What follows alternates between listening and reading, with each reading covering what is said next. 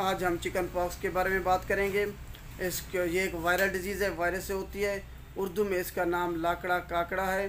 اس کی علامات یہ ہیں کہ آپ کو سب سے پہلے پورے جسم میں درد فیل ہوگا، بخار ہوگا، اس کے پورے جسم میں درد ہوگا، کھانا کھانے کو آپ کو دل نہیں کرے گا، اور آپ کے اس کی جو بنیادی علامت ہے وہ یہ ہے کہ آپ کے چہرے، سینے اور کمر پر چھوٹے چھوٹے دانے نکلیں گے، پھر وہ چھالوں میں تبدیل ہو جائیں گے۔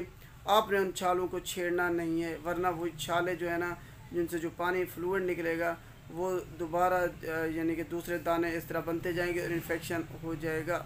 یہ اس کی بنیادی علامات ہیں۔ اب یہ کیسے پھیلتا ہے جناب؟ اگر کسی کو کوئی مریض اس کا ہے، اگر آپ اس کے پاس جاتے ہیں اور ان کے جو ہے نا چھالوں وغیرہ کو، ان سے فلوئڈ جو نکل رہا ہے ان کو چھیڑتے ہیں، ان کو ہاتھ لگاتے ہیں، یا وہ مریض چھینکتا ہے، کھانستا ہے، تب جو ہے نا یہ آپ میں منتقل ہو سکتا ہے۔ ایک بندے سے، مریض سے دوسروں میں اس طرح سے یہ منتقل ہوتا ہے وائرس۔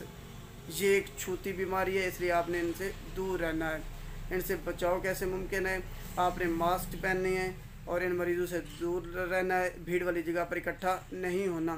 اس کا علاج کیا ہے؟ پوری دنیا میں جو ہے نا اس کی ویکسین اویلیبل ہے، پاکستان میں بھی لگائی جاتی ہے مریضوں کو۔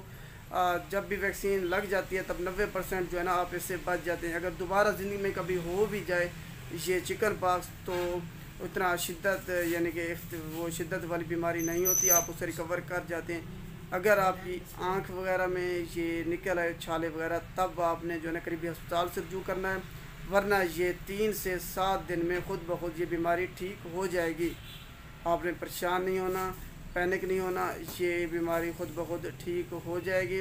آپ نے بس پانی پینا ہے زیادہ زیادہ، تاکہ آپ کے جسم کو پانی کی کمی نہ ہو، اور بخار کو اور درد کی شدت کو کم کرنے کے لیے صرف میڈیسن لینی ہے۔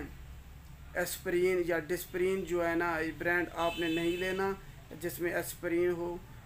اس کے علاوہ اگر کسی بندے کو یہ چکن پاکس ہے اور وہ کسی ہسپتال میں جاتا ہے، تو اس عملے کو بتا کے جائے کہ مجھے یہ چکن پاکس کی ڈیزیز ہے، تاکہ وہ دوسرے لوگ اس سے محفوظ رہ سکیں، کیونکہ چھوٹی بیماری ہے۔ اگر مریض خود جائے گا یا آپ کے کسی بچے کو ہے، اگر آپ اس کو لے جاتے ہیں تو ہو سکتا ہے وہ بیماری جو ہے نا دوسرے بچوں میں یا لوگوں میں منتقل ہو جائے۔ یہ ایک چھوٹی بیماری ہے، اس لیے خود کو بچائیں اور دوسروں کا بھی خیال رکھیں کہ آپ کی وجہ سے کسی اور کو بھی یہ بیماری نہ لگ جائے۔ امید ہے آپ کو چکن پاکس کے بارے میں سمجھ آ گئی ہوگی۔